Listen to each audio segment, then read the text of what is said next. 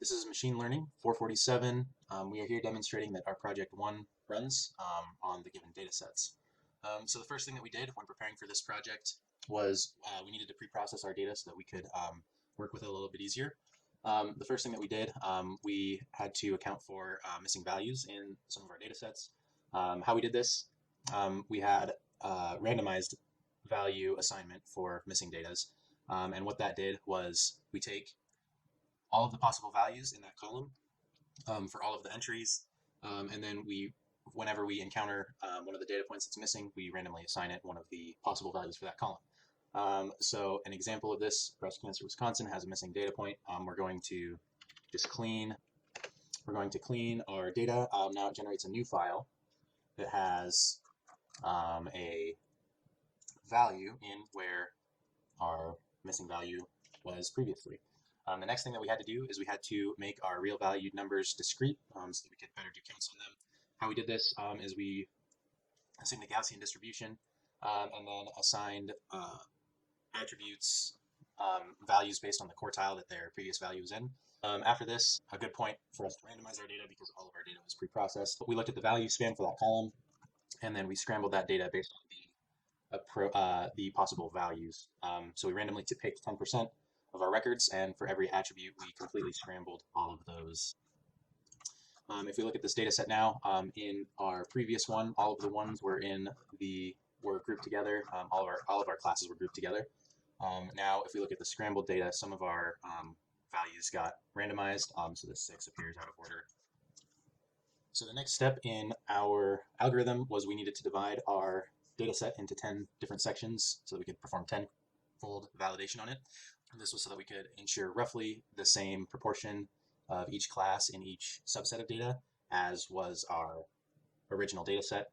This was to protect against one division, not only having one class and possibly skewing our training or test set because of that. So we're just going to run this program, and it's going to print out each of the first subset of every test set that we ran. Next was to determine the conditional probabilities of each of these attributes given the class. So how we calculated these conditional probabilities is we took the counts of every attribute value given the class, and then we eventually divided, after we got our totals, we divided that by the total number of occurrences of each given class, which gives us this huge dictionary. So if we run this, we'll show these are each of our folds for the house data set. What one of these dictionaries looks like is this guy right here. This is one of our folds. We have a class and then the attribute and then all of the values of that attribute. So what this tells us is if attribute value 1 was a no, given that it was of the class Republican, our chance of that happening is 0.73%. 0.73. We repeated this for every attribute value of every attribute, which that is shown right here. There's 2, 3, etc. for all of the attributes. And then we also did that on a per class basis. After we computed all of our conditional probabilities, needed to test our data set on the 1/10 of the data that we did not train our algorithm on. So to do this, we used Bayes' rule, which took every attribute value for an example and multiplied the conditional probability that attribute value was a specific class. So to show you this, we have a file called results.txt. I'm going to delete this and then run our file to regenerate that one for all of the data that we have. Our results file shows that we did 10-fold cross-validation. So this one section is the first 9 strata training, and the last strata is the test. And then we refolded that test into our training set on the next one and pulled out a different strata to test our model on.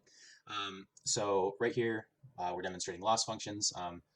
Every time we did one of the folds, we counted up the number of times that we correctly guessed that it was of a specific class. So given class, we guessed that class 42 times, and we incorrectly guessed that class 1 time. We correctly guessed that a record was not this class 23 times, and we incorrectly guessed that a record was not this class 3 times. So this is our confusion matrix. Using this, we have a couple of loss functions.